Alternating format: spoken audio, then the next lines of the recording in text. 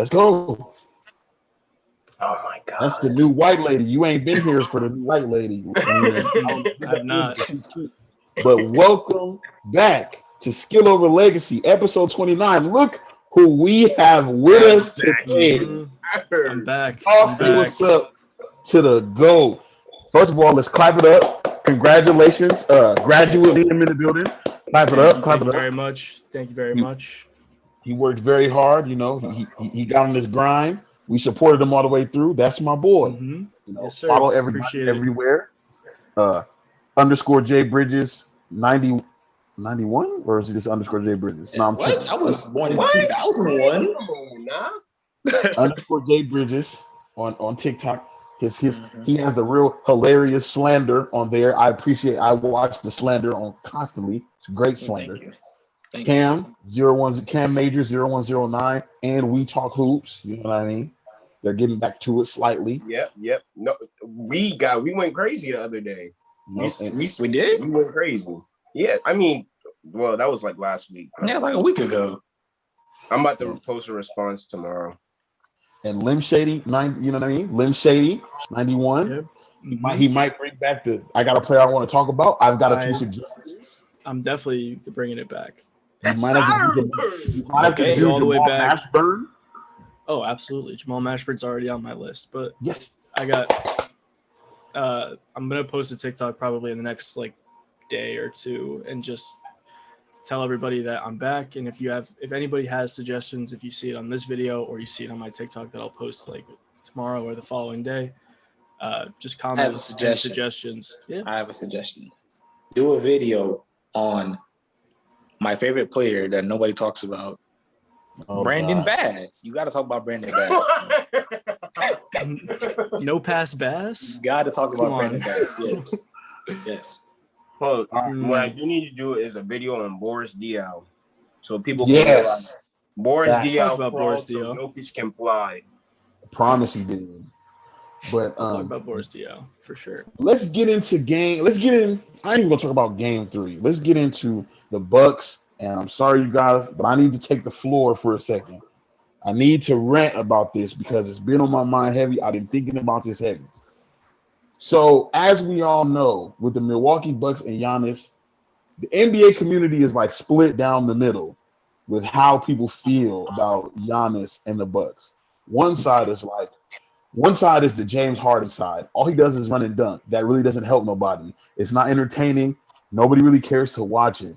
Then there's the other half that's he's super dominant. And look at all these advanced stats and look at his true shooting, even though he doesn't shoot the ball. And nobody's really wrong. He's dropping 40. He's having an amazing playoff performance in terms of production. But I feel like we have, as an NBA community, people need to meet where we all understand something is going on here. Giannis has to figure out who he wants to be. Giannis doesn't know who he wants to be. He doesn't know what kind of player he wants to be. Does he want to be LeBron? Does he want to be Jimmy Butler? Or does he want to be Shaq? Does he want to be Amari Stoudemire? Does he want to be he has to figure this out because no one's going to ever know how to build a team around you if you don't know what you want to do or you don't have a game that you stick to. Point forward, Giannis, he's great. You can't stop him. But he's probably, Jay Bridges said this plenty of times, he's probably one of the few people who can have 65 points and never get double teamed outside of the restricted area. Everybody just kind of looks at him, and it's because if you want to be a point forward, Giannis, you're going to have to get better. You're going to have to do other things. You can't be on the perimeter with the skill set of a big that's just on the perimeter. You have to. LeBron is a great example. LeBron couldn't shoot for how many years of his career? He couldn't shoot till 2012. Really, he shot 29. He could shoot from not the 3 at least, but that's what I mean. The distance. He couldn't shoot from distance, but he made you pay with but I am a playmaker. So as soon as I make any type of move to the basket, people are looking at me, and you have to be ready to make those passes. You have to have a certain level of IQ and a certain level of ability to be able to run this point forward. And Giannis doesn't have time IQ. And even he doesn't even have to be LeBron's level. Like even like Westbrook can't shoot at all from the three, but he still knows how to take advantage of a defense when it's time for him to like be he's always the point guard. But when he's the point guard, he knows, okay, as soon as somebody maybe takes a step here or takes a step here, I'm passing it. I don't have any intention on even going to the basket. Like I have every intention to pass this off. And with Giannis, it's like he's not good enough to do that yet. So when he decides, hey, give me the ball, I'm going to take over from the perimeter, if Drew Holiday and Middleton and all his teammates are already not playing well, he's not creating any opportunities for them to play better through his play. Like through him playing like that, he's not creating any easy buckets. Like, let's just say Kobe, right? Kobe gets double teamed, or even Anthony Davis. This is Anthony Davis, smaller scale.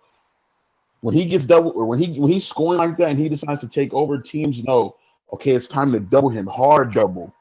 And he makes it easy for his teammates to get shots, like wide open, completely wide open shots. You know, he makes it easy for his offense to get going. While when it's time for Giannis to get the ball and be on the perimeter, teams really don't do that to him. And it's like, if you want to be successful and you want a team to be a championship team, that guy has to figure out who he wants to be. And it's, you know, it doesn't really matter who he wants to be. If he wants to be point forward Giannis, that means he's going to have to get different people on his team. Drew Holiday's not going to be able to work well with him. Chris Middleton, not going to work. You got to get people like Jay Crowder, Seth Curry, people of that nature. But if he's ready to be a big, then he can work with the players that he's got. But he, as a basketball player, he has to figure out who he wants to be. Because right now, we don't know who he wants to be. We just know he's out there just dunking the ball, however he's going to dunk it. Like, he has to figure out the player he wants to be. And once he does, I feel like the Bucks will finally, like, see the success that they want to see. But that's it for me. Y'all can talk about whatever y'all want to talk about. Because I had to get that off my chest because people are ignoring the fact that that's going on because he's dropping 40. So to sum up what Zay said, pretty well said for the most part. But I'll add real quick that of course this is partly bad coaching, but also we have to remember that coaches work with what they have. So if we're looking at, you know, the 6'11" athletic freak that when he gets the ball and runs to the rim, it's like, damn, nobody can stop that. But come past those 82, 72 games this season into the playoffs, it's like, damn, our possessions are ending in 0, 1, or 2. And it's not going to work with a team that can go small and have Chris Paul, D-Book, Jay Crowder, would have been Dario, so he hurt himself, and Cam Johnson. That whole thing's going to be 3 or 2s. That whole lineup right there is 3 or 2, damn near all the time, because Chris Paul pick and roll can't really stop that. But again, we could talk into game 3 now, but yeah, outside of game 3, they need to stick to what they did in that game. Mm-hmm. I definitely agree with like the game 3 point. Like, I think part of it was Ayton being in foul trouble and like them letting Giannis be able to kind of bully what was going on in the paint, but also just this playoffs as a whole, when we've seen the Bucks get like hot, like that 4-game run against the Nets, like when they from down 0-2 to winning the series, like the more and more you see Giannis get used as a screener and a roller, diving to the basket and playing this, like, it's almost weird that he kind of bridges this gap of like the traditional center when he's playing center. Like, he's traditional in that almost all of his buckets come from in the paint. He doesn't shoot at all, but he's got the athleticism that it's like, I don't even know how to describe it. He doesn't play the modern center, but he plays like the traditional center in a modern fashion, if that makes sense. Yeah, he's traditional in that he only scores from the restricted area, but the fact that he can get a ball for pick and roll and see somebody smaller than him, and then he can just run. Exactly. So, if Giannis wants to be a center, which I think he should be. I think we all agree that he should just be a center. Like, then this whole thing changes. The whole Giannis like narrative changes, and he can just be this complete dominant interior force, and it's fine. You don't need to do anything else. But if he wants to be a point forward, like they were saying, like you got to expand your game. And I don't know, you see it in this playoffs. When he's playing point forward, they lose, and when he's playing in the paint, they win. Yeah, for the most part, that's just true. That's just true. I hate when people feel like I'm blaming Giannis because it's not that. Look, can't nobody stop you as a point forward either because you just barrel to the basket, and can't nobody stop that. But you just have to be better if you want to do this. There's no real way to get around it. Like, you, not saying that you suck, but you have to add these other aspects to your game for this to work for you. Like, because if you don't, it's just not gonna work. Like, it's always gonna be easy to kind of not even stop, but it's gonna be easy to defend you as a whole, like a team, than it would be if you're the screener, because now they have, I'm not gonna get into it. They don't have the amount of space to guard you, etc. But you just have to get better if you want to be the point forward. And that it's just a lot. It's so complex because Giannis has this thing too, where if you miss like 5 shots in a row, he's just gonna take the ball to the quarter. Like, and I get that. Like, that's a great mentality to have, but it's the second quarter. Like, you have to trust your teammates to kind of get into a rhythm. Like, game 2, he literally iced all of his teammates for 1 quarter. In the beginning of the third, like, do you that's not a smart thing to do, to ice your teammates for an entire quarter. That's not the fourth, and you have another quarter to go. Like, that's not the fourth. Yeah, it's not. Yeah, you have a third quarter, and you're going into a quarter where you need everybody to be hot, and you didn't even give them a chance. Like, I get that they're missing everything, but they're still your teammates. Keep giving them chances because you're gonna need them at the end of the day. Like, and he kind of, and that's not a bad thing, but it's just like, you have to be careful because you're not good enough. You're not someone who draws doubles. You're not someone who can spread the floor. You're not someone who can score from a lot of places. So when it's time for you to get the ball, everybody knows where you're going, and everybody's preparing themselves for where you're going, and everybody's defending the rest of your team knowing you're just going to either get 0, 1, or 2. You know what I mean? And they're just like, if we guard the 3, we're going to live with him getting 2 or a foul, which is, no disrespect, going to result in 1 point most of the time for him. Like, so that's what I meant when I say it's like, when he does that, it's 0, 1, or 2. Yeah. They say you can't expect to come back on a team when you're scoring exclusively 1s and 2s. And like, to sum up what Zay said, or like put it in simpler terms, if Giannis wants to play as a point forward, there's no way he can play with a volume scorer. He's going to have to play with an exclusively 3-and-D team, and that's completely unrealistic and too much to be cut. Was it conducive for like winning Yeah, basketball? and even if we put it that way, right? And let's say that he stays the same relative player, it's not going to work. You could put 5 Seth Currys out on the perimeter, or 4. It's still not going to work. Because he has to get better at being a point guard, like, or being that guy. Like, he has to. The reason why they let people like Jokic do stuff like that, and Anthony Davis, not only do they see the floor, because here's what I'll say. In terms of vision, I'm not really going to sit here and act like Anthony Davis is astronomically better at playing, like, in terms of seeing the floor than Giannis. But it's the fact that he makes up not being able to see the floor by literally bringing defenses to him. So he doesn't have to really see much of it, because he's like, okay, well, if my math is correct, there's 5 people on the court. I'm 1 person, and there's 2 people here. So that means somebody's open. Let me just pass it, and either I find them or somebody else finds someone else. Like, but Giannis, he doesn't have that. Like, he has the vision, but he's not creating enough for him to make it easier for him. Like, he really has to be like on his LeBron, where if you take 1 foot and you're looking at me too long, I have to know to pass this.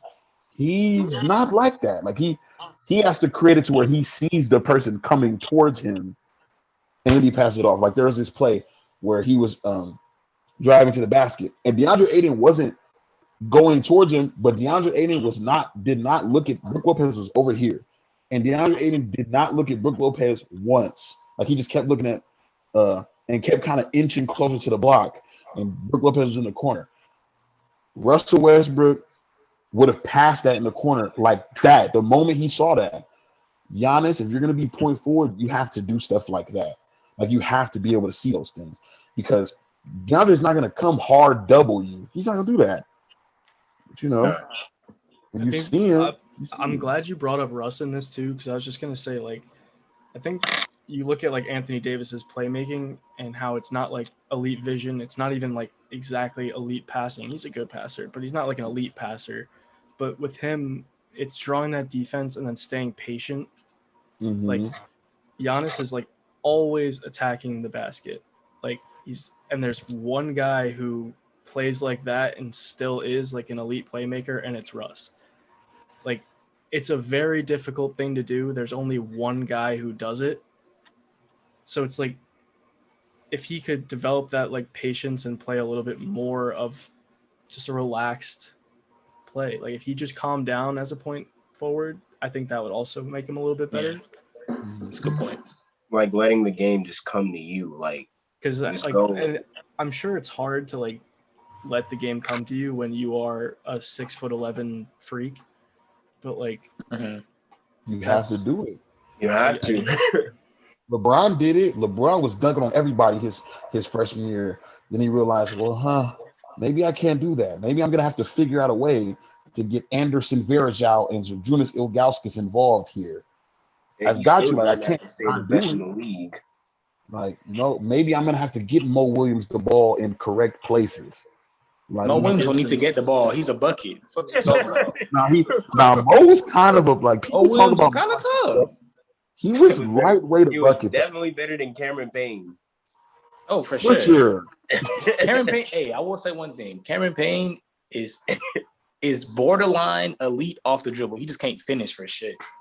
Yeah. That's one thing that I'm upset that I missed was the campaign breakout game because I really wish I was on here for that, and I also am really bummed that I missed the Ben Simmons slander on here. It was man. I don't think most of the slander even happened on here. No, it didn't. It happened. Everything had already been said, man. It was already out there. It just like we know what we're talking about. We're not. The people acting like it was like, man, Ben Simmons, these playoffs. Did you watch the past 4 years? Were you there? Ben Simmons just all the time. This is just who he is. I made a Ben Simmons video saying, get him off the team. If you haven't watched my latest videos, I be doing like the little edits and stuff now, like the little rant stuff. I saw. I did. I told them to get him off the team like 3 days before he did not dunk the ball on Trae Young in the paint. Oh no! My God! Not that one. When they blew that 25-point lead, I had made get him off the team 25 days before. So I came back and made another video just like that, just laughing like y'all. Like, so are y'all ready? Like, what's going on? Like, he single-handedly was the reason why they came back with 25. Like, he is single-handedly the reason that they lose every playoff series. Like I said, Ben Simmons is a walking handicap. Yeah, he is. Just a handicap. It was like one of the first couple episodes. I think we were talking about like who we thought were real contenders in the East. Maybe it was an episode where Raptor was on or something, and he said the Sixers, and Cam was like, "That second round's gonna be scary. That second round's gonna be scary." Oh man, I've been saying Ben Simmons. He was not wrong. Good. They were slandering me. I remember when I was getting that slander, and I was just right. But Liam, the last time you were here, remember when I said Trae Young in that half court might be a demon this year? You did say they were going to go to the conference final. You see what type time he's on. I think I remember when we were picking first round playoffs, and I picked the Hawks, and I got some bad comments. Here? Not me. Not here. Unless I'm mistaken. Yes, here. I thought yes. I said the Knicks was gonna win, but if you thought the Hawks was gonna win, it wasn't crazy. I just thought because the Hawks hadn't beat the Knicks yet. Even when they got the Knicks, so I was like, I don't really have reason to pick the Hawks. I was accused of hating on the Knicks for saying the Hawks were gonna win. Oh yeah, you be bringing that bad juju, man. I don't need that. Bad juju. But let's get to what we really came here for. You know what I mean? Top 10 point guards of all time. This is gonna get a little controversial. Oh my gosh. All right. So we're gonna start from 10, go all the way up one by one. Cam. We're gonna start with the host of the podcast, Isaiah Williams. Give it up. The host. Oh, okay. Yeah. Yes. You not the host? I thought he said the hoax. I thought he said the hoax, like HOAX. Like, damn, you just gonna call me a liar? Like, that's what I thought he said. But, he can't call you a liar because he lied to the people for 3 months. Wow. That's not here. We're not even gonna talk. Listen, I'm still not happy with him, and we're not gonna talk about it because this is a basketball podcast. But I got a second opinion. I got a second opinion from the Brick. Oh yeah, now we talking about it. We're gonna get this through real quick. Liam, listen to me. Listen to me. Yeah, wait. I don't even know what's going on here. Listen to me. This man Let me ask Liam. No. I'm not even gonna go to the tweet or what the tweet asked. I'm gonna talk about this specifically. No.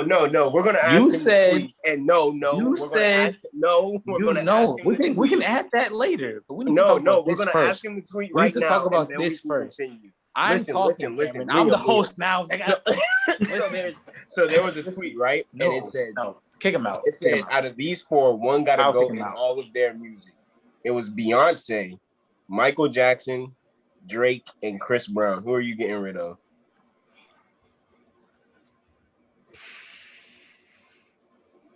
Like, no, you have to get again. It's not who you like. All their music disappears. That's the point of this. All their music disappears. So it's basically who has the music that's easily disappearable, comparable to the other three. And that's a really one answer. There is a one answer that I think it is. I don't think it's like a clear-cut one, but I think if I had to say one, I'd probably say Chris Brown.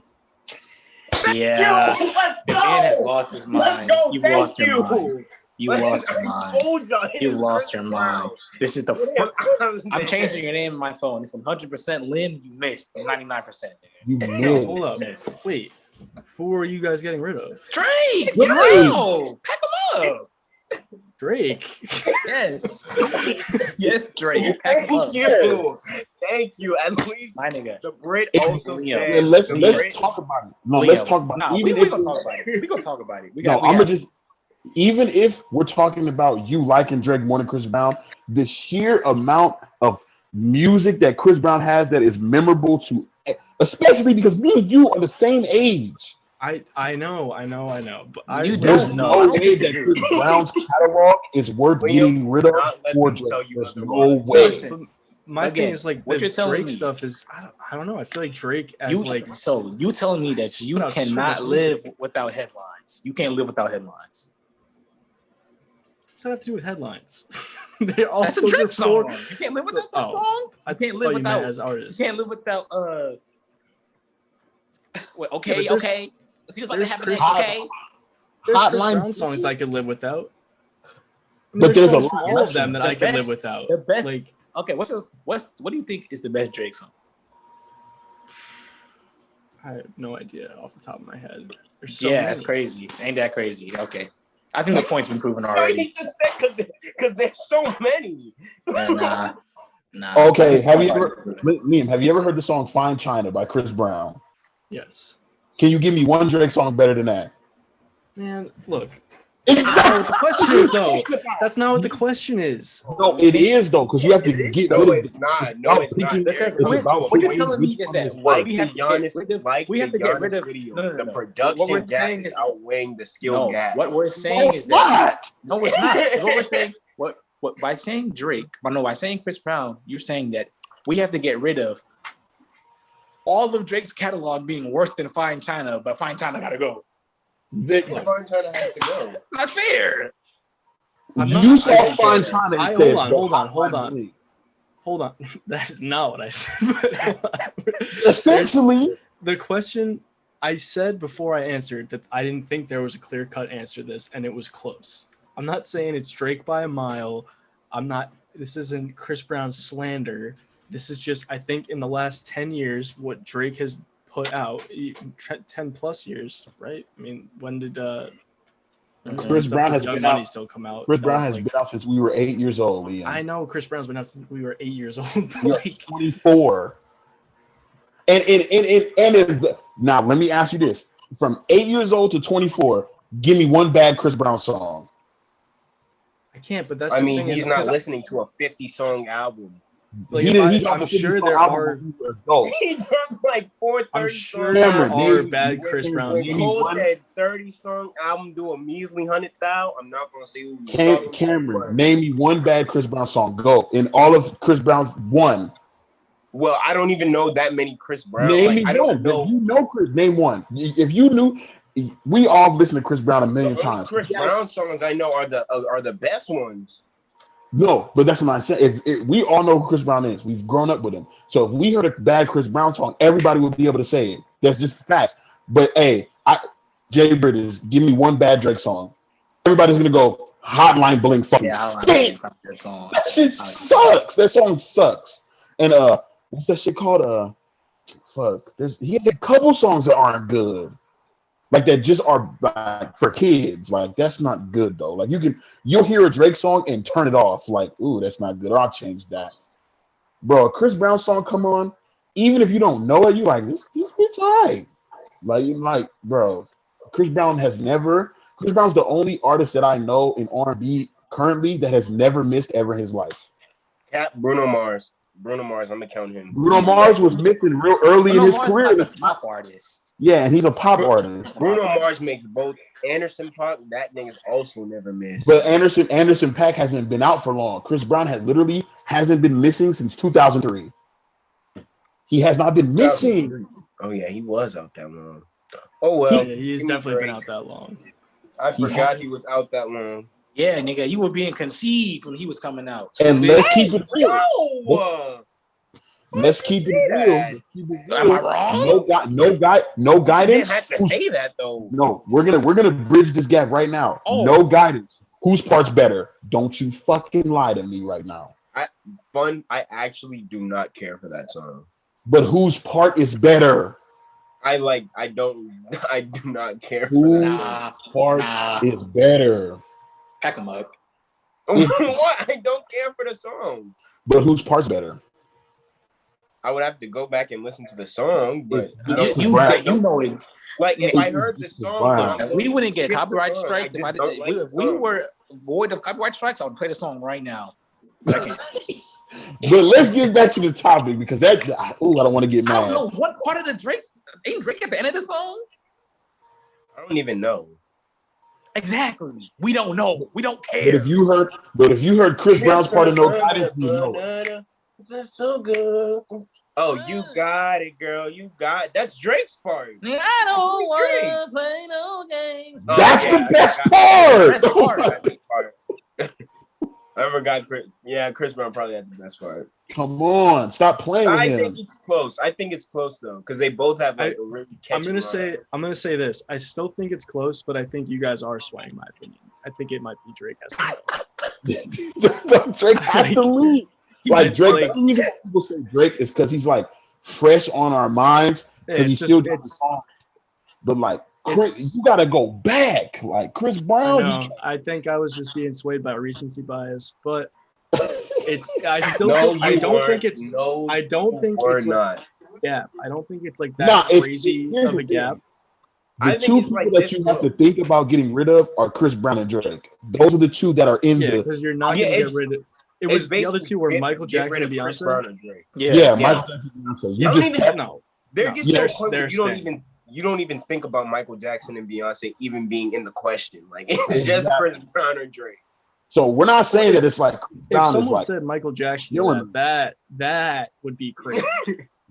Yeah, if you said Michael Jackson. The shit that Cam said that made me mad was that What you said? Over It was better than Fine No, China. he said Energy by Drake is better than Fine China. You said Crew. I said I would rather listen to it. You said she loving the crew. She loving the crew. You she said that was crew. a bad song. No, you that said that was a bad song. I said that was a great song. That's a good song. Crew Love is a great song. Yes, it is. No Guidance is a great song. We're not even, No Guidance is a great song. Tell me the No Guidance. Drake on a Crew Love was not. Come on now. Come on. Crew Love is a great song. Crew Love is not that. Crew Love's like a. Crew Love's like an great song. No, it's an Instagram caption song. It's an Instagram I would rather you say The Motto isn't a good song than Crew Love. No, The Motto is awful. I think The Motto, that's a skip to me. Like, I'm going to skip that song. I'm not saying Crew Love is a bad song, but a great song, like I said, No Guidance is a great song. No Guidance is no more than a great song. It's perfectly a great song. Yeah. Crew Love loves that Instagram joint. The one you play on the gram for the, you know what I mean? The caption. She loving the crew. No. Yes. No. I'm going to play that at the function. Yes, sir. And you got to go. Actually, I'm not playing either of those songs. I might play No Guidance because it's. But you can throw on any Chris Brown song in the party and it's up. Like it's anyone. Speaking of Chris Brown, somebody didn't get their samples cleared. That don't matter. It don't matter. We're not talking about that. Drake don't write his own lyrics. Don't matter. Now somebody owes somebody 1.5 mil. So Drake got a ghostwriter, so it doesn't matter. Anyway, back to the topic at hand. Top 10 point guards. Go first. The host will go first. Yeah, the glove. Yeah, I got the host. Who's the host? Yeah. Well, he said the glove, so Kevin got the glove. I'll go probably the glove. Yeah. We got the same opinions. Two black men thinking together. I'm honorable mention Tony Parker. I feel like Tony Parker gets left out of this, and I feel like I'm putting Tony Parker at 10, but I'm not going to. Gary Payton is not a 10. Jay Bridges, who you got at 10? I got Tony. Go ahead. I'm very much unprepared. Who do you got? I'm gonna throw Gary Payton there for now. Let me bring up my PGs. No, wait. Kyrie Irving is a top 10 point guard all the time. He's number 10. That's fair. I don't agree, but you have fun with that. 50-40-90 club, game-winning shot for the finals. One of the best finals performances we've ever seen. So now is a game winner. That's crazy. Okay. Look at that. Yeah. Kyrie neat writing rhetoric. You have to stop. Like you not get the go-ahead basket. 50-40-90, you were good. One of the best shots of the finals. You were good. One of the greatest finals performances. Shut your mouth. 50-40 one of the greatest finals performances. One of the greatest final performances that we've ever seen. A championship. Well, okay. Let me say this. Let me say this. Go ahead. It's not. Maybe not performances, but performer. No. Moment. But that the performance he's talking about. What are we talking about? If we saying it's one of he was averaging like 27. Like it was the only people that have multiple better performances than Kyrie in 2016 are just the GOATs. Exactly. Like I understand. Exactly. But like you said, performances, that one. So how far are we going down the list for real? Because Jordan has at least 8 of like 10 best. And he's he only won 6 times, so it would be impossible for him to have 8. Funny man. That was an exaggeration. But every final performance he has ever is just the best one ever. It's just one of the best. It's just like one of the greatest performances because those are the goals. So how far are we going down the list? Because it's not top 5. You unconsciously think so highly of Kyrie. Yeah, it's probably not. You're putting him up there. No, but Cameron, you have to understand how far are we going down the list of greatest? Because here's who you have to talk about. You have to give LeBron at least 3. You gotta give LeBron. Jordan has like 6. You gotta give MJ 6. 11 finals, so he probably got like Kobe a few. You gotta. Then Kobe got like 4. Like you. Nah, we gotta give. We can't give LeBron 11 outside of the GOATs. But we can though because did LeBron not play better every game than Kyrie has ever played in the finals? Okay. Hold on. This is the point guard list, right? Yes. Mm-hmm. Now you can say greatest performing point guard. That's fine. because he's definitely doing better than any of Curry's. But what you should say. But greatest performance. Hey, Raptor. Oh, Raptor sliding? Yes, Raptor sir. sliding? Raptor just in time for the top 10. I told him to join right when he wants, whenever he wants. I got about 10 minutes, everybody. So, hey, how does everybody? I'm in the car. Kyrie's final performance in 2016 is better than any finals performance that y'all think the GOAT point guard has had. And that's fine. You can say that or you want to. You can say all you want to. We can come to the greatest finals so we can ever is. You're wild. All right. So then we'll put it like this. Kyrie has the greatest finals performance we've seen at his position. One of them. You could. One of them is hey, not the best. there you go. Because there's really no argument there. Snick say one of the greatest finals performances, like LeBron, Kobe, and Jordan don't just have 19 together. Like that's crazy. Like that's ridiculous. Well, then you got to go Hakeem and then Shaq. Like, Kobe's not greater than Tim Duncan. So what are we even talking about that for? Anyways, but yeah, okay. So who you got at 10? 10 Stockton. Oh, not Compton. Whoa! No, we're not saying that. Why would you We're not say that? It just needed to be said. No, all right, a Raptor. Quick, top 10 all-time point guards. Who's your number 10? Quick. I gotta say Russell Westbrook. Right? Yeah, Stockton. Right? Stockton. I'll tell you. You're definitely not being able to be heard. He said Stockton. Oh, Stockton. Okay, boom. All right, I'm gonna go number 9. My number 9 is Stockton. I'm putting Stockton right there at 9. Because I mean, I won't say we over sensationalize his career stats, but everybody goes right to his career stats when it's time to talk about John Stockton. Like, he has this many assists for his career. We never really talk about like who he was while he was playing. Because I feel like everybody 25 years. Yeah, and I feel like everybody got a lot of assists. He played I played a quarter of a century. He's got a lot of assists. Right, like if you play for 48 years, I expect you to accrue a lot of point guard stats while you do these things. But I still think he's good enough to be like 9. I just feel like everybody above him is way more talented. Their accolades kind of speak for themselves as well. We treat John Stockton's career numbers like they're championships. Like, sure, they're just The thing with Stockton, in my eyes, he just has like the most overrated playmaking value of any player in NBA history. Yeah, that comes from the assist total, though, unfortunately. Yeah, like I've seen people say he's the top 3 playmaker of all time, like stuff like that, where it's just like, come on. That's crazy. I get he played a long time. I get that, but and I get that he did a lot of stuff. But the assists alone aren't enough to get him there. So yeah, no. Speak the facts. All right, Cameron, who's you got at number 9? So you got Kyrie at 10. What's wrong with Kyrie? You just said that with hating. It just sounds. I don't have Kyrie in mind just because I just don't really know where to put him because I feel like 10 is arguably too low when you have. All right, Stockton 10. But at the same time, who knows? We're leaving it at that. Stockton 10, Kyrie 9. Sure. Stockton whatever. 10, Kyrie 9. All right. 9 for me. I'm gonna go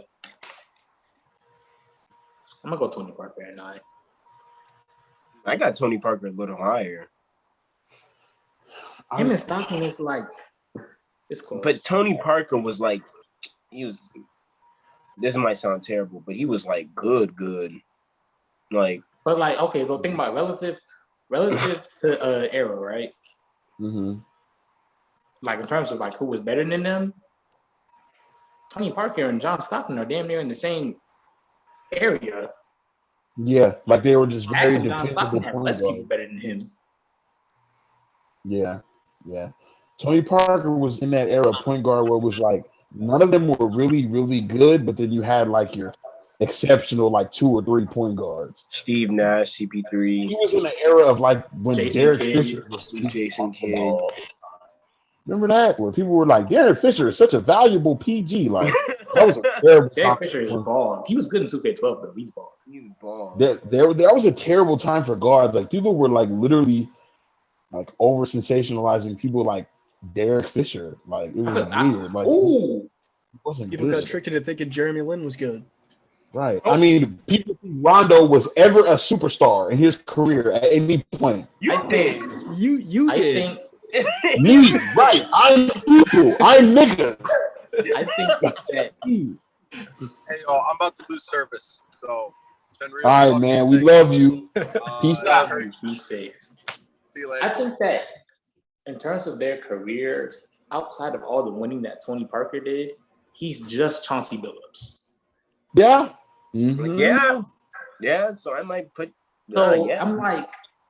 And Chauncey's borderline top 10, 12, 13. So I'm gonna put Tony Parker at 9 because I think he just had more people that were better than him when he was playing than John Stockton did.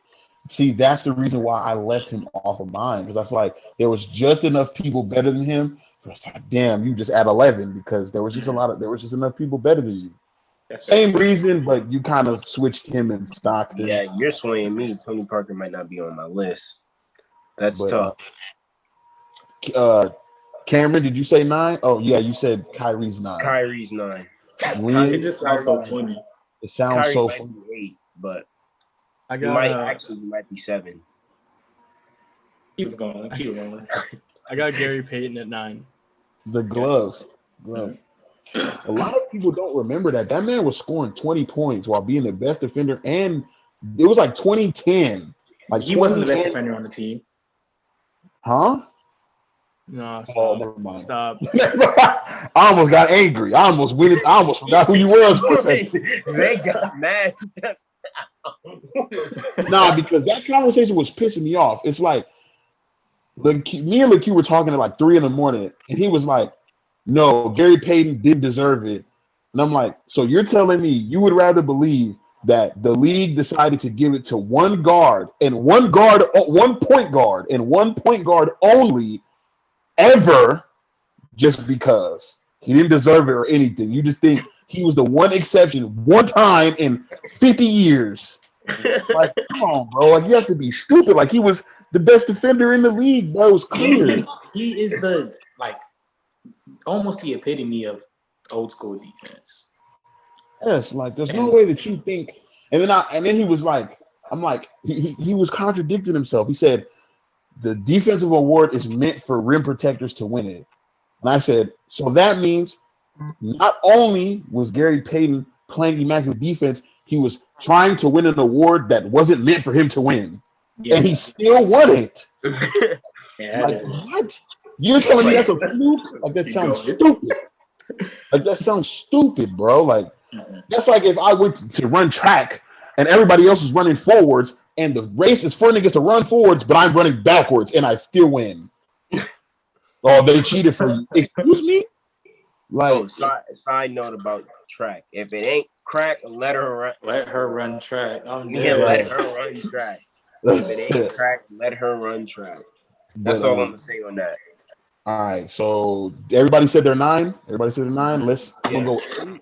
8 is where it gets a little tricky for me because I said Gary, I said Stockton. 8 is Jason Kidd. That's fair. My 8 is right here. My 8 is Uncle Drew. Who's 9? My nigga. Cam's gonna pick Kyrie for every single one of these. He's gonna have Kyrie at 8 10 through 1. You said who? Kid? Yeah. 8. I'm gonna go Stockton at 8. Okay. Ew. I don't like why. I got a question. Why? Who did you have at 9? Tony? Yeah. So Stockton is ahead of him simply because there wasn't a lot of point guards better than him in terms of when he played. That's mostly it. Okay. Yeah, it's not really fair, but yeah. Okay, never mind. Yeah. I'm not even gonna ask you that because you said it's not fair. So I'm so unprepared. Go, Liam. 8. I also have Jason Kidd. Okay. Now I think 7 through 1 gets crazy 7. It's these next 3 spots for me that I still haven't made up my mind in the order I'm going to put them in. 7. I'm gonna go Big O. I'm gonna go Big Oscar. Oh, we was ranking him? Yeah, I mean, They play during segregation. Who else will we really put there? I mean, Kyrie? I thought we were rating people during segregation. Hell no.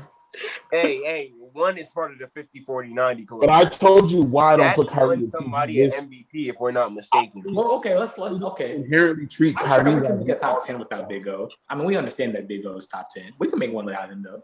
We can please let. And he played during segregation. My thing is I look at Kyrie how the rest of the world looked at Iverson. I'm just gonna call him a shooting guard because that's how he's always played his entire career. You don't ever replace him with Kyrie. Kyrie be doing both. Kyrie can get you a smooth 25 and 10 if you need to.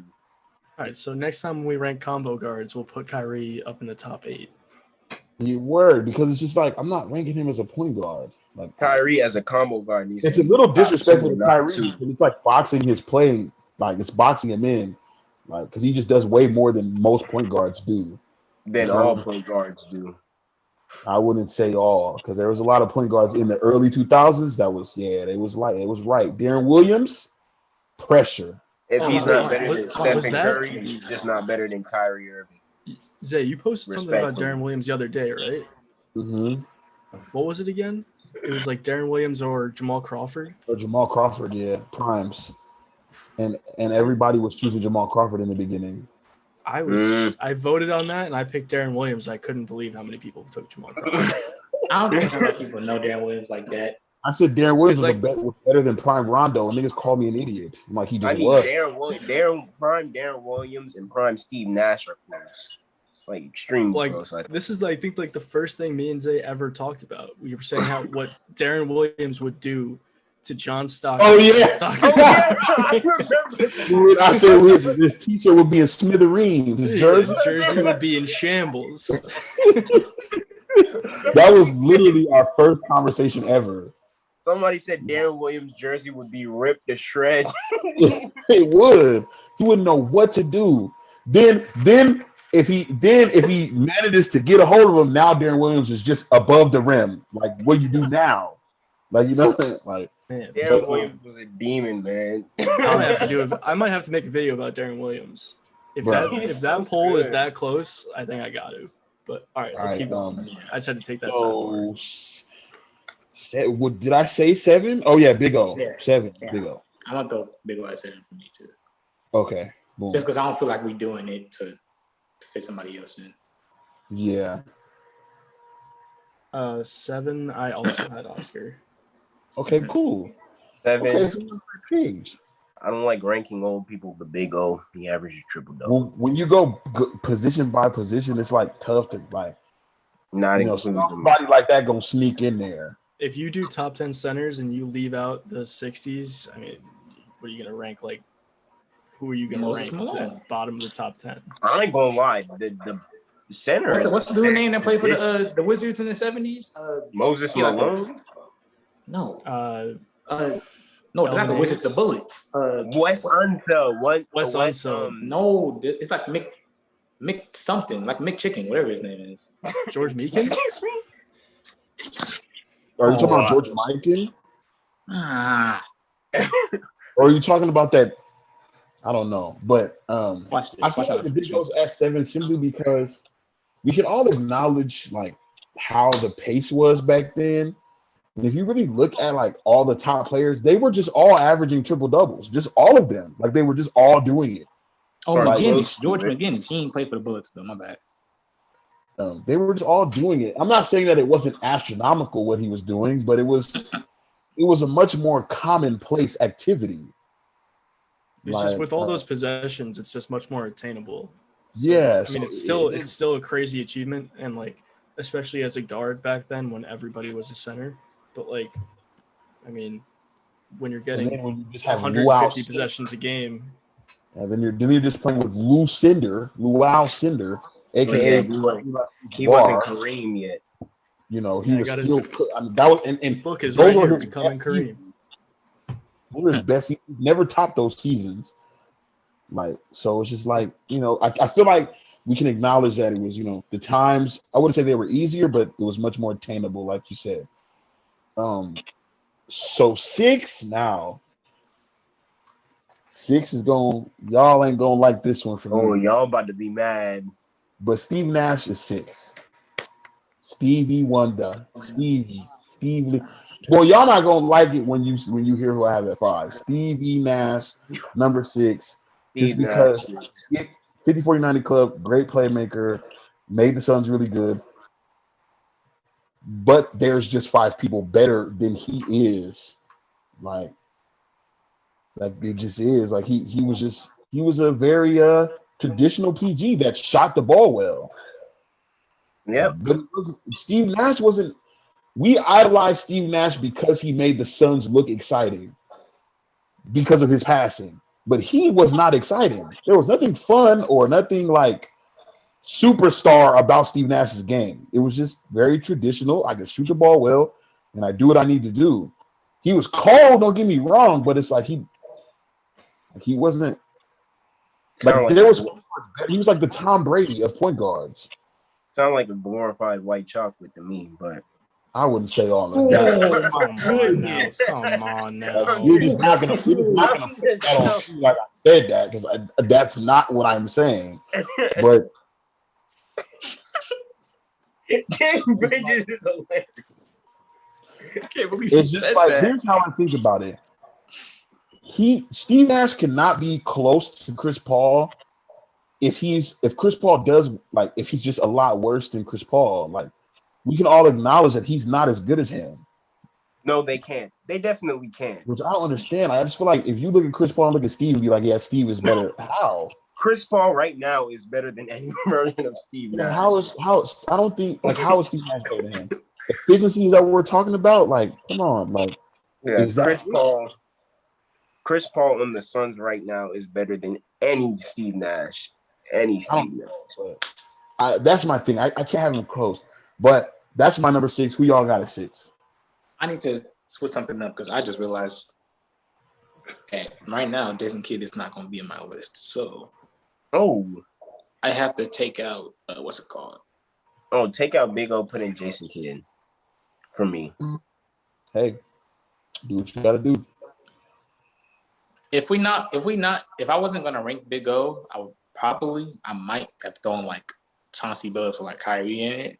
But since we are, I'm gonna just take Tony Parker out and put Jason Kidd at 9.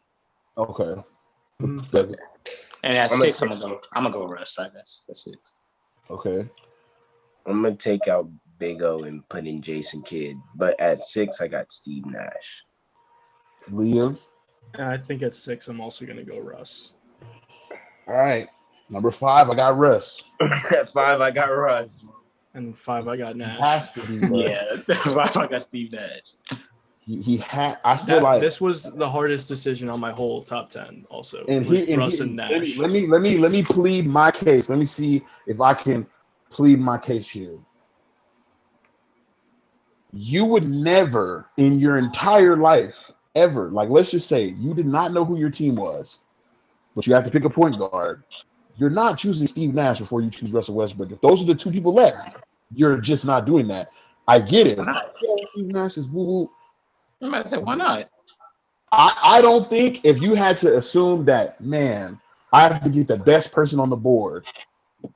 You think Steve is the best person on the board? Outside of Russell Westbrook, you would be like, yeah, Steve's the best one here. Or would you think, well, Steve may make my team a little better, but who's the best? Like we're taking it as a draft. Draft teams, they don't take who's going to fit. Who's the best player here right now that we're going to have to take? And I just feel like Russell Westbrook, number 1, we've already killed the narrative, but for y'all out there about the type, his playing style doesn't win. Shut up. He has more win percentage than every point guard that averaged a triple-double or got triple-doubles, period. Big O, Jason Kidd, he wins more than all of them when he gets triple-doubles.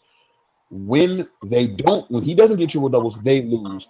It was free Bradley Beal the whole season, but them string of games where Bradley Beal had 40, they were like 4 for doing. They lost. They were losing. it's still Russell free Bradley Westbrook Beal. is right back averaging triple doubles, and he literally kills them in the playoffs. It is still free Bradley Beal. Don't get it twisted. Free that. But it was free Bradley Beal from Westbrook, even though he was dropping 40 and losing. Him from that garbage franchise, both of them. But Russell Westbrook finally heals his leg, gets triple doubles, and now they're winning, and people are just like, Now well, they're in the playoffs. but we're just not going to say anything about it though. Like this hush. Like he I just don't get it.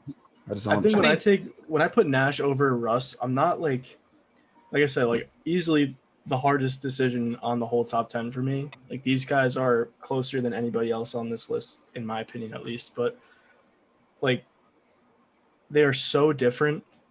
Like Nash on like a super low volume, especially compared to Russ's, was like outrageously efficient, like fantastic passer, great playmaker, everything. And like Russ is those things as well, but without the efficiency and like and way higher volume. Like I know it's like if I could take Steve Nash and tell him to take 6 more shots a game, then I think it's Steve Nash easy. But he doesn't do that. But the thing is we don't know if he's good enough to do that. But my thing just is hit like an hour. Your example of the whole draft thing, right? I mean, that's cool and all, but the detriment, and you say, oh, well, they don't really care about fit, but the detriment to Russ is his fit. No, the detriment to Russ is he's teams he's played for stink. I know, but again, Bill, you can't. It's gonna be hard to build a championship team around Russ without getting somebody better than him. Same thing with Steve, though. Your best player. I know, but exactly. But then, like you said, assuming that they were going to be the best or the guy, at that point, it doesn't matter. Just give me the better point guard. That's true. I get what you're saying. But, okay, that is true. Here's what I'm saying. Russ always gets flack, but we can all recognize that he's never had a team that was ever supposed to win as much as people wanted them to win when he was triple-double Russell Westbrook. I think, yeah. It's never been made. Yeah, I think Steve we're Nash giving Russ love by even putting him in top 10 because I know if we asked a lot of people this, they would not be having this Russ Nash debate. This wouldn't even be a conversation. True. But I just feel like, man, like, and this is gonna sound cliche, but I'm not looking at a person who can average a triple double in the modern era and manage to come out with 78% of the games they do, 75% of the games they do that in, they don't lose. I'm literally saying there's a juggernaut in front of me, but I'll take Steve, which is not wrong, but it's like how do you look at that and be like, oh no, like that's like. Well, that's not how I'm looking at it, though. I'm not looking at Russ like, oh, nah. I'm looking at Steve Nash, and I'm like, that guy's pretty damn good. Like, the comparison in terms of point guard would be like, I'm not gonna say this because stir up controversy. No, because I was gonna say just because there's not a lot of people who get triple doubles other than like LeBron and like Giannis, and I'm not gonna put Russ in. Don't do that. Don't do that. Sidebar, and then we're gonna get to our thing. Forget what I was gonna talk about. I'm gonna get on everybody in the community, and we're not even gonna discuss this. This is gonna be it. Y'all complain and talk down on Russell Westbrook for not playing winning basketball, but praise Giannis for doing exactly what Russ does, but a lot worse. He said that. Let's keep it pushing. Let's keep it pushing. This is gonna get clipped, but y'all talk about it, but we're not talking about it right here. I can't do it. I'm gonna say anybody can argue me all day about this.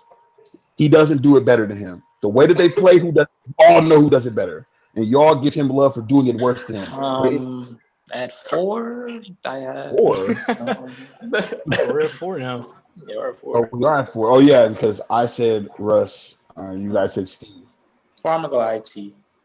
Big Zeke. 4, I'm gonna go. I also have Zeke. IT, yeah. Because at this point, Chris Paul's just about to get a ring. So, you know what I'm saying?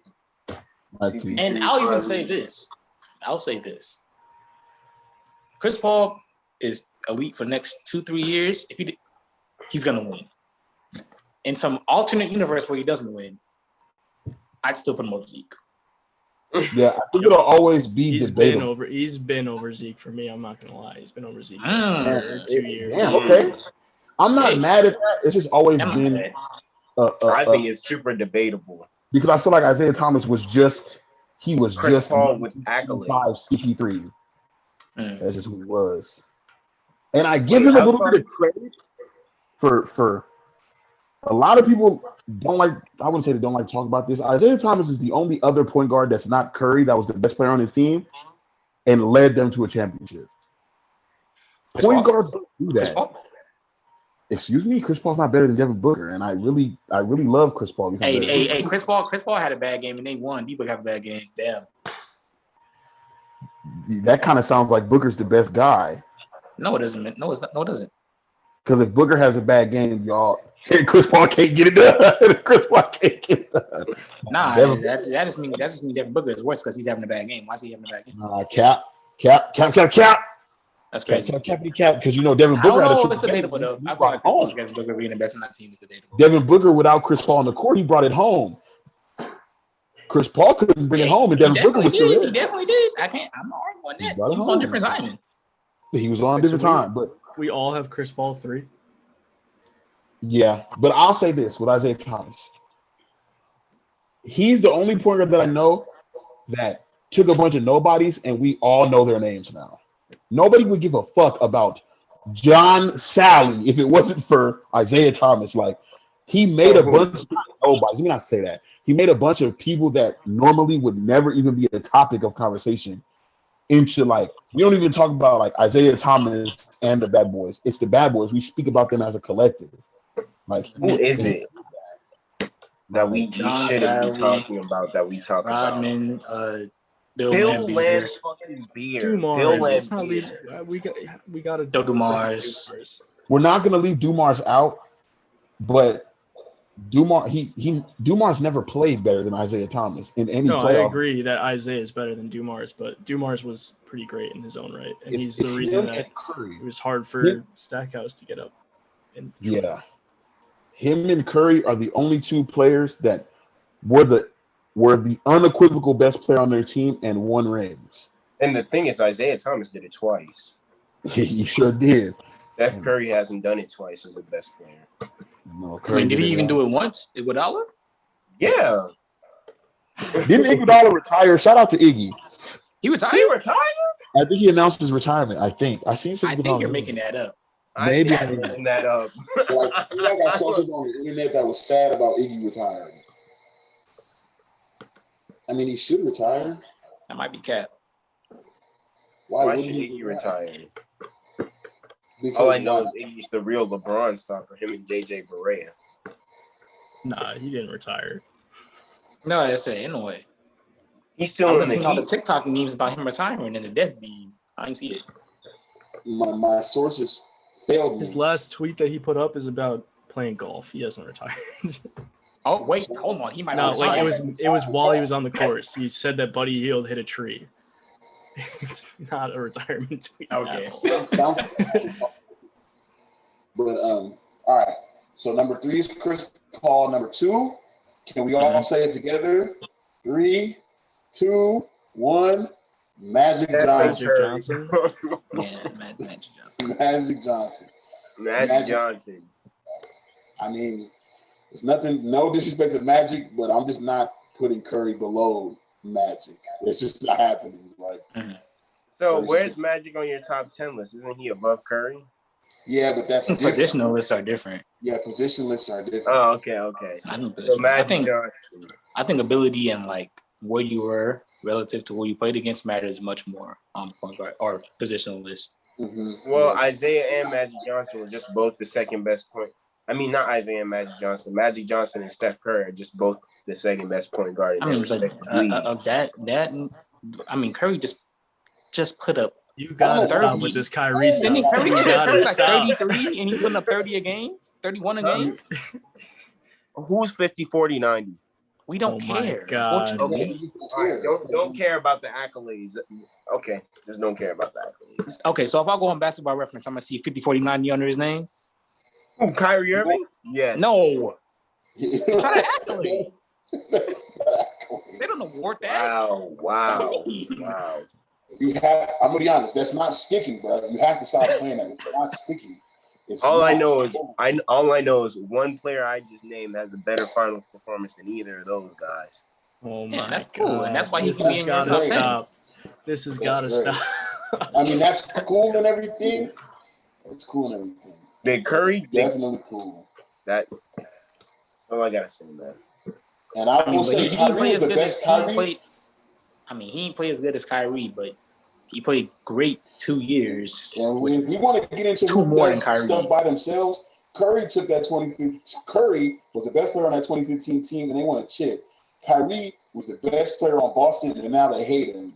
Well, they're racist. One, that's why they hate him. They're just definitely racist. Are, but they hate him because they hate him. They hate him because he couldn't get the heat. So your hate for Kyrie is raised to new heights. You're justifying racism. Hey, it looks like your argument for Kyrie is the same thing that the racists think. But I'm not saying you racist, but no, I think Kyrie's not better than Curry because he's not good enough. And as a point guard, you know my stance on this. My stance is we're comparing them as players is different as comparing them as point guards. Huh? Your stance is you would rather take Devin Booker as a shooting guard? Probably. But it has nothing to do with him being better. It has nothing to do with him being better. I told you this a million times. Devin Booker's just 6'5". Kyrie is 6'1.5". I'm just gonna take a taller shooting guard. And that's just how I like to build my squad. I wouldn't take either of them. I still don't understand that sentiment. It's just literally length. Pause. It helps with defense. Like it just is what it is. Like it's just how it is. They're not better though. But if you ask me how I want to build my team, I don't want a 6'2" shooting guard. That's what I don't want. It doesn't matter who it was. If you're 6'2", I just don't want it. Like, you know what I'm saying? Go ahead and give me 6'8" Zach. What? Why wouldn't I? Barely. Yeah, you like 6'7", 6'5", 6'6", but you know, I wouldn't take Booker or Kyrie. It definitely would just be Zach LaVine, like because he's taller than both of them. But anyway, yeah, so, that is our point guard list. We can do hot takes. Because we're at about like an hour 15. Okay, we'll do hot takes and we'll chop it up in like 10 more minutes. Do you want to do an all-time hot take since we're on all-time conversation? Oh, yeah. Point guard. We can do point guards. We can do all type. It doesn't have to be a point guard, but if you can keep it in the realm of point guard, then that's fine. I'm gonna go this route. Baron Davis was better than Ron. Baron Davis. That was better. Baron Davis in his prime was better than Rajon Rondo has ever been in his life. The fact that this is a hot take. Not a hot take. No, that's a hot take. When I clip it, you will find out. When you see the monkey comments in TikTok. Yeah, that's a hot take. But we're making hot. You know what?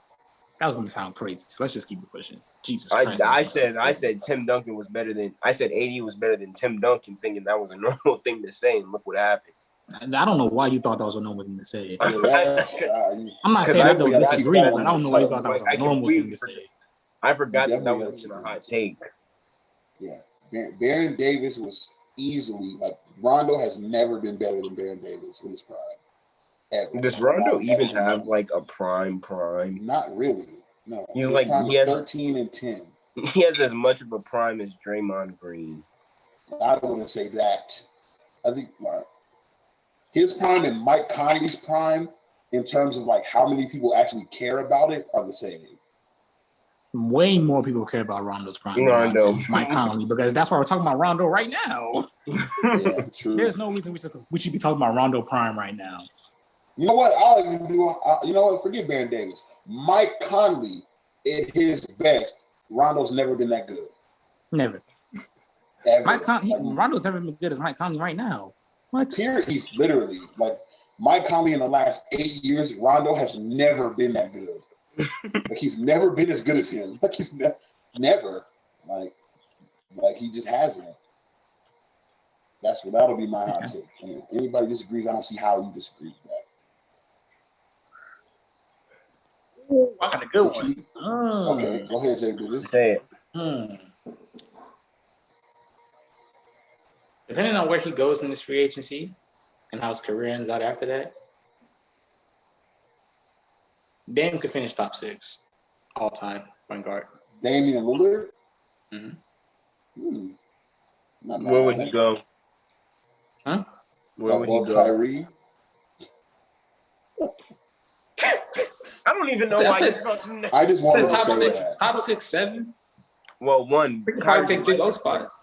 Kyrie might have 4 rings in the next 3 years. Yeah, maybe. He might just have 4 rings. Kyrie's He's probably going to get a ring. If they stay with Brooklyn, if he stays with Brooklyn for like the next 5 years, they might just 3. They're the only no team way that I that can they see can that keep. If they keep all 3 of them for the next 5 years, we need to change the rules because that shouldn't be allowed. We can't let that happen for 5 years. That would be like crazy. 3 or 4 rings. It would probably. It would just be. Like it would be the Warriors versus the Cavs all over again. LeBron will get 1. That's it. Yeah. All right, Liam, what you got? No, I might just go with a pretty broad one, and like, I'm gonna go like mid to late 90s point guards, the young point guards from the mid to late 90s. So like Rod Strickland, Kenny Anderson, Damon Stoudemire, like those guys. These guys, Stephon Marbury. If it wasn't for these guys, even though their careers were short and kind of underwhelming, we wouldn't have seen like the boom in scoring point guards that we see now. Those guys set the stage for the point guards we have now, and they're very much underappreciated for what they did. I can agree. And it even goes into the early 2000s with like Steve Francis and Gilbert, and you know what I mean? Like, absolutely. Yeah, they set the stage for like point guards can score. Like we're not just here to do this shit. Like we can actually get back. Especially Rod Strickland and Stephon Marbury. Kenny Anderson not as much, but still, Kenny could score. Like, he score. I think he had a 20-point season somewhere. Yeah, like Kenny was not score. Steve Francis didn't do nothing but score the ball. He wasn't passing nothing. Have you ever seen that clip? Him doing 8 step backs. That's a real game. It was a real like regulation game. Like he was just doing 30 step backs, like, and he still scored it. Like that's a real game that he did that in. Stephon's another good person, bro. People thought Stephon was better than Kobe for like 2 years of his career. Yeah. Great, but he was playing better. He was. He's the best player in Chinese history. No. Yeah. That Isn't that Alonzo Mourning? Stupid ass. No, Stephon Marbury is like a 95-time MVP in China. He has a statue of himself there. Like that's not a joke. No, he does. There's a statue. He legit has a statue of himself in China. And shout out to Stephon Marbury for the $16 shoes growing up. The Starberries. They don't know nothing about the Starberries. Damn shits are so damn ugly, man. Which are horrendous. It wasn't even about them being ugly. The moment you came to an abrupt stop, the whole front of your foot was going straight through the shoe. Like that shoe was so awful. You know, y'all might not remember, but me and Liam are old enough to remember Kmart. That's where you got them. Was Kmart. You go to Stephen Barry's Kmart. Yeah, you get the $16 Starberries. It was still a I actually cut down. It just Payless shoe store. The Starberries. Payless, you could get your Jumpmans too, the Shaq ones, the Dunkmans, not Jumpmans. Yeah. Meanwhile, with those niggas Starberries, Shaq was just copying retros. He just was. There's literally cement threes. I remember when I was, I think I was like maybe 11 years old. I asked my parents for a pair of 7s, and they got me a pair of the Payless Dunkman 7s. I remember. Did you put them on? Did you like wear them places? Well, I have one pair of shoes. What is it? Yeah. I remember the one pair of shoes that I was probably not the most proud of, but it was definitely up there when I got them. When I got a pair of DCs, I was that guy. I was that guy. DCs were dunks before dunks. I'm gonna tell you exactly a pair of DCs that I had. I got the black ones with the fat white laces, and they said DC everywhere on the shoe. I thought I was the man. I thought I was like, I'm killing them. I don't even skate, but I'm killing y'all right now. We don't skate. Like, I'm killing y'all right now. Like, I don't even know what to do with me in class right now. Hello? Can y'all hear me? Yeah. Oh, okay. I was just making sure. But DCs were dunks before dunks. They were. So, basketball's almost up. Ain't even getting no hot takes. Oh, you didn't. I always forget. Because you always start talking about other shit. Like, go ahead. I don't even know why I said that because I definitely don't even have one. You want the Jay Bridges branded hot take? Give me a player, Jay Bridges. I'm surprised you didn't say CP3. Or no, that was your first hot take. CP3 is the best point guard ever. Yeah, I still believe that. You have every right to believe that. Yeah, you do. I don't agree, but you just have. There's so much evidence that can support that. It's just nothing to really say. Wait, so give me a player, Jay Bridges. It's not a power forward. Goofy. And while they wait, talk about Liam, I see you in my comments when I made that Ben Simmons shit. Talk about who. What I say in the comments is better than. Who Prime Kemba is better than? John Stockton.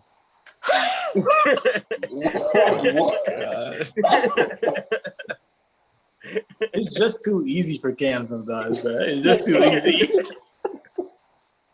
I'm surprised you didn't say Magic, nigga. What do you mean Kemba right now is better than Magic? Wait, what did you say? Kemba. Okay. You know who's better than Magic? We're not right gonna now? be like them other guys, bro. You know what I'm talking. We ain't gonna be like that. On. We can't have you on the internet saying that, bro. You know who's better than Magic right now? Joe Ingles. Anyways. All right, Liam. I want the classic Liam rant. What has frustrated you about basketball lately that you just like? I just don't understand why he hasn't been in Spawn Hour lately, so he definitely. Yeah, I can't be in Spawn Hour. Oh, I need to tell you this. Listen, man, Liam. They tried to tell me. Stephen Curry and Giannis getting 40 looks the exact same. I was so mad. I was like, there's no one you can say. It doesn't even look the same when you check a box score. Exactly. Right. Like, I can look at a box score. I can look at a box score and it'll say Giannis took 25 shots. It'll say Curry took what's the minimum amount of shots you could take to get 40 points. He took 15 shots and got 40. They were like, he didn't miss a free throw, and he had 13 assists. We really need a Spawn Hour segment, like a Spawn Hour Discord segment, because it's wild. That's wild. That's crazy. I didn't see that. This is not meant to be a Giannis because, again, Game 3, they was clicking on all cylinders. They played perfectly, damn near. Basically, I would even say they played perfect basketball Game 3. Outside of the Suns scored, but who cares? Man, if Giannis is the only person that can get 20 in a quarter and cut into the lead by 1 point. You scored 20 in the quarter, and by the end of the quarter, you were down 1 more point. 1 less point. Like, I'm sorry. If anybody else goes for 20 in a quarter, if anybody else goes for 20 in a quarter, that they are coming back. They're coming back. If KD has 20 in a quarter, they're up 11. No way. sure. They just had 20 in the quarter and they down.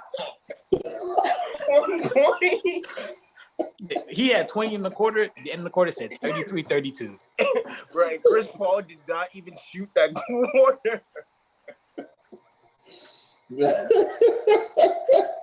Well, I think Liam finally found his what made him angry. I know what's been bothering me with NBA takes lately, and it's not.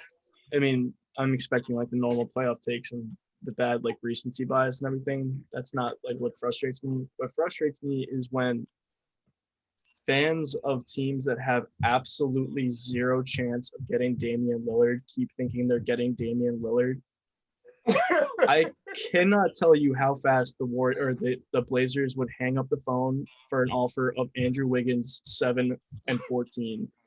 They would hang up that phone so fast, it's outrageous. They'd break their phone, they hung it up so fast.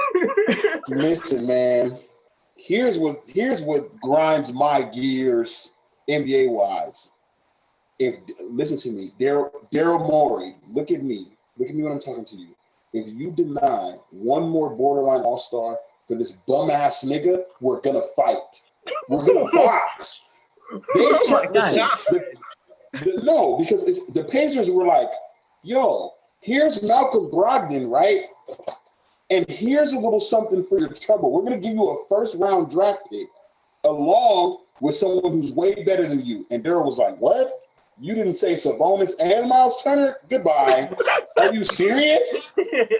Like, are you serious?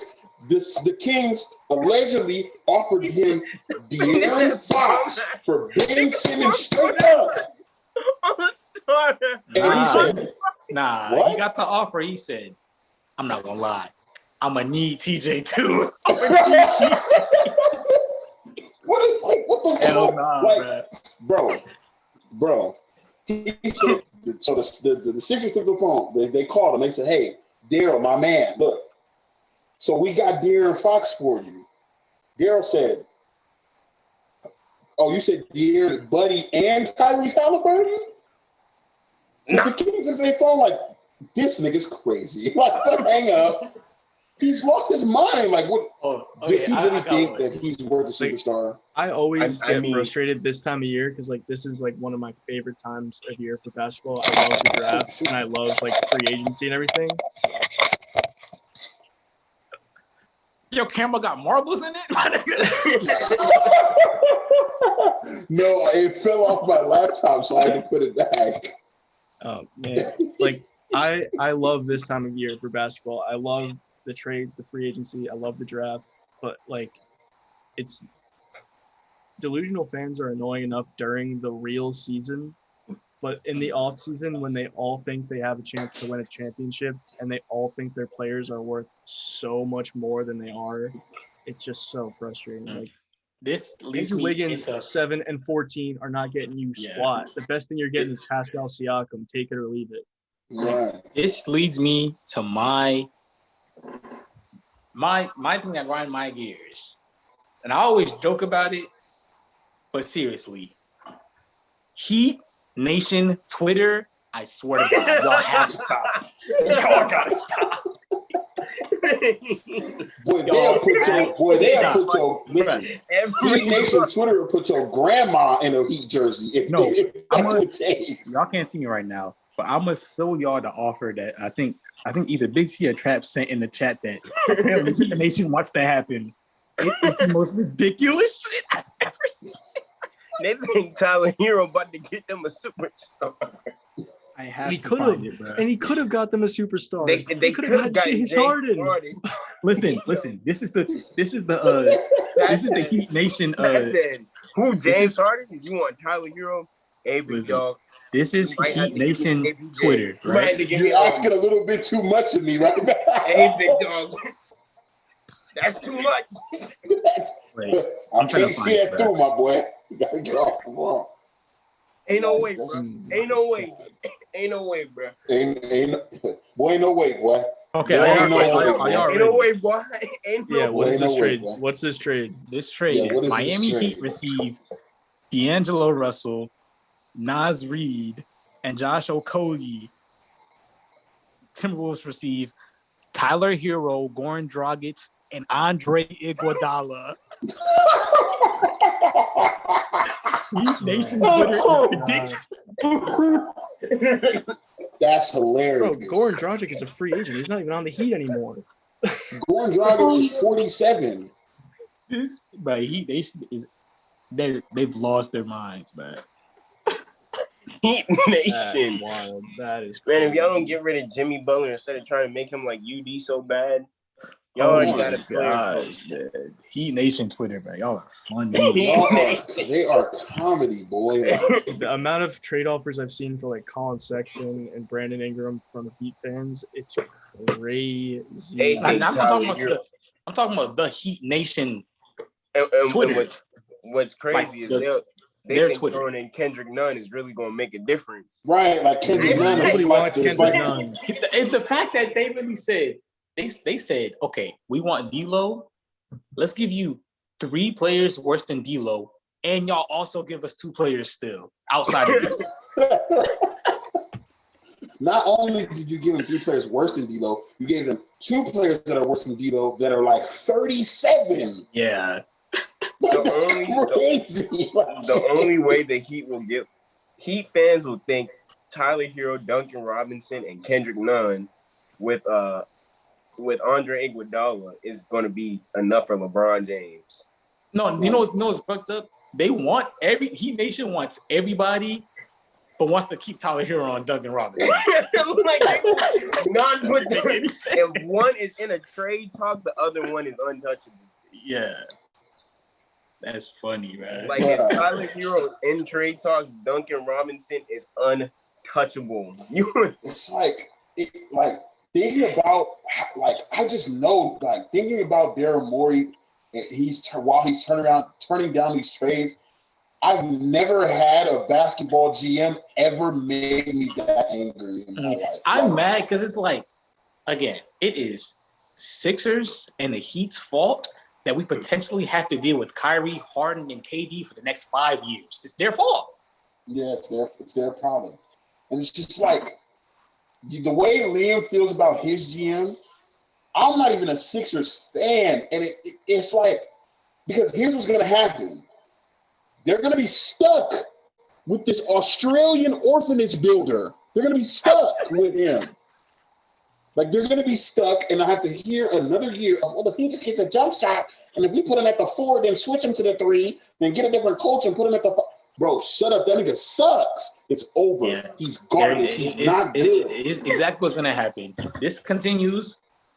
We've already wasted 4 years of Embiid's prime. He's going to leave. And who knows how long Embiid's prime is going to be? Exactly. That's my thing with the Sixers. An injury prime. God is forbid. like, I can't understand being passive while you have Joel Embiid just because of his injury history and because he's one of the 6 biggest people on the planet. Like, he's a massive injury risk. You can't waste the time, and he's 29 now, 28. Clock's ticking, and Ben Simmons' clock hasn't even started. That guy stinks. You got to get him out of here. And when he leaves, you're gonna be stuck with Ben, Seth. Tobias is gonna leave because I feel like Tobias might come across one of them Sixers contracts again. Yeah, He's gonna be gone, and B gonna be gone. We're gonna be looking at Ben and Matisse Thybulle. Ben and Thybulle. Bro, it's gonna be the process all over again. It didn't work. I've seriously come it's not his fault. It's because of fans, but I get so frustrated by Matisse Thybulle just because everybody raves about him so much when he plays 18 minutes a game.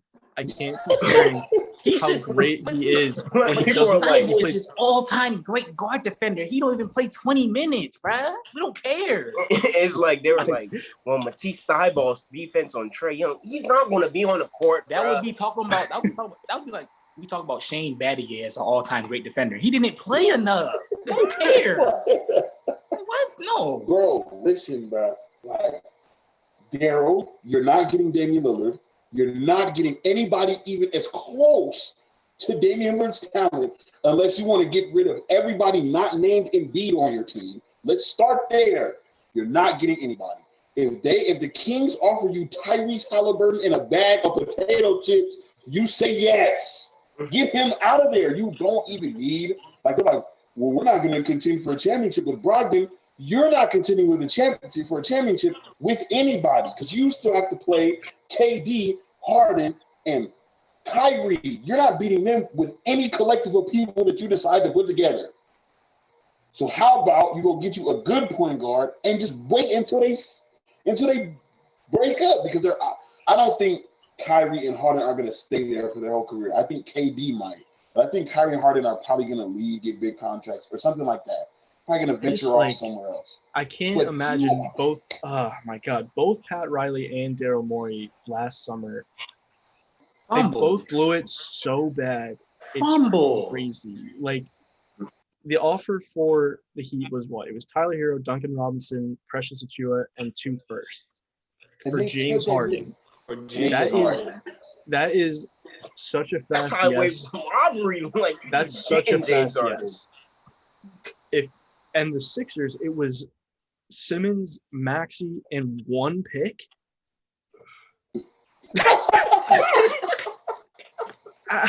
How can you even think for 1 second to say no to that? No. I would give them more picks because I'd feel bad. Take more. This is too good to be true, and it's gonna look like we're colluding. Take more picks because this is a robbery. Yeah. Let's be done. We're gonna end this episode because my blood is about to start boiling. The more that I think about Daryl Morey and Ben Simmons, I really get mad because it doesn't make no sense to me. Bro, the nigga picked up the phone and the Kings. Here's what the Kings said. The Kings. He picked up the phone and the Kings said to him, "Hey, we're willing to make our team a lot worse. Is that okay with you?" No, bye. Like what? Like that's crazy. He said, like, if you decline another border all-star for this bum ass nigga, I'm gonna get mad.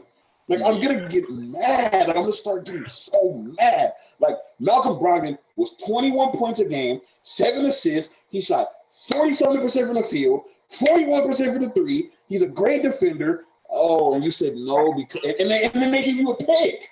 They give you the first round. And you were like, so you're not gonna give us Miles Turner? Bye. They gave you that. They gave you a person better than Ben Simmons and a Josh Christopher, and you said nah. And a Josh Christopher, man. Josh Christopher is gonna be really fucking. Oh my and God. You said, oh, you didn't say Sabonis, Miles, TJ McConnell, and a pick? Absolutely not. We're gonna hang up. But wait. Like, come on, bro. I just know Joel Embiid be at the crib mad all the time. Like, there's no way he's still here. He has to go to his facility, and Ben Simmons is still here. Why are you still here? You shouldn't have been here a second longer than we walked off the court and got to the plane. I should never see you again. But next season, we're going to see him, and we're going to see him not doing a damn thing. But I want to shout out one player, and then we're going to end this off. Shout out my boy Steven Adams getting after that 3 ball. We see him in the practices. Oh, yeah. See the footage. What's your thoughts about that, Liam? Don't say 8 threes this year. 8 threes this year as opposed to a 0 last year. Don't say it disrespectful, Liam. They said we need to spread the floor. Steven Adams said, say no more. We in the lab. Say no more. We're in the lab. You better be in the lab for $29 million. Are you kidding me? But I can appreciate that Steven Adams is doing it. I just wanted to say I can appreciate it though because Eric Bledsoe more not work finna than do Ben it. Simmons has ever put in. Ben Simmons not doing it. He at the club. I punched my playing Warzone. He playing Warzone saying, you got time. No, nigga, you don't have time. Listen to me. Listen to me when I say this to you out loud. We saw footage of Aquaman working on his 3 before we've ever seen Ben Simmons doing any of that in a video. Aquaman, Steven Adams does not have to shoot a 3. We saw him. We literally have clips. There's clips of him coming around cones, catching rock, Pull it up. When have we ever seen footage of Ben Simmons doing that shit in 4 years? None. We watched a whole run and he didn't shoot one time. Like, come on, bro. You're about to let Dwight Howard get a 3 before you. No, Steven Adams isn't Dwight Howard. But I'm talking about that's all they do is set screens, get the ball, and dunk it. And he's working on his 3 actively while you're sitting at the crib, phase Ben Simmons trying to hit your shots. You said set screens, get the ball, and dunk it. Sounds like what Giannis should be doing. Which he did yesterday. So no slander. He did that yesterday, and he was getting to it. You love to see it. But that's the end of episode, 29? I would never say that for my best player, but oh yes, sir. Big 29. That's my birthday, November 29th. Yeah. Your birthday is exactly a month and a day after mine. I was actually me and Julius Randle share the same birthday, so maybe I'm gonna sell in the playoffs. Sad. Fun fact, I was a premature child and I was supposed to be born November 29th, but I was not. I was born October 28th. Your mom had a C-section? Indeed she did. No, she didn't. I was just ready. I was ready to It's just a very strange question. Yeah. I wouldn't say it was strange, but it was just like I didn't expect that question. Like, but I mean, no, she didn't. She didn't. Not with me. No, I was just you was just ready to come and out. And another fun fact: as big as I am, 6'8", I was only like 5 pounds, 4. I was little, but that was the only time I was little. Was then. As soon as I turned 1, giant. I just became a giant. But anyway. Shout out to Liam again. Congrats on graduating, bro. We are proud of you, bro. We all know you was doing all this on a time crunch, going to sleep, going to work, going to school. We proud of you. You did it. Now you can kind of sit back and relax a little bit. You know what I'm saying? Absolutely. Take some time out. You know, again, Cameron, we're also proud of you. Oh, yeah. Big going on these college looks. You know what I mean? Doing what yes, sir. He wearing on his. Yes, sir. Yeah, I'm representing today. I'm representing. Yes, sir. We love to see it. We love to see it. Proud of all my people. You know what I'm saying? We are gonna get back to somewhat regular posting. Me and the guys are gonna talk collectively about schedule because off season is gonna be a little different. You know what I mean? Probably will be a little easier to film now that everybody's here and it's sort of off season. And yeah. You know, shout out to Team USA to losing to Nigeria. You guys suck. No, I'm just kidding. I'm just playing, but that's just funny. You what they say, out of bio chose the wrong team. Yeah, because he's Nigerian. I'm not even gonna say that. But somebody said something crazy on the internet. I'm not even gonna say that. Of course. Oh yeah, I saw that. I know exactly what you're talking about. When I said that, I laughed, but I'm not gonna say it. It was all low key. It was only funny because it was shocking. It was not funny. That shit was disrespectful as hell. But it was funny because I was like, he really said that as a verified account on the internet. He put this out here. Crazy. Yeah. Congrats. We're gonna be back episode 30 pretty soon. We love y'all. Thanks for supporting us. We were gone for 3 weeks and we still getting 200-300 views on our videos. You know, really didn't skip a beat like that, which is very impressive to me. I just came across a screenshot that I have on Skill Over Legacy's Instagram, but we were at 50 subscribers like a month and a half ago. And we're at like 600 and something. Like that is it. Like we grew so quickly, bro. So we're going to get back regularly posting. I'm posting clips again. We're doing all that. Thank you guys so much. Follow everybody on everything. And we are.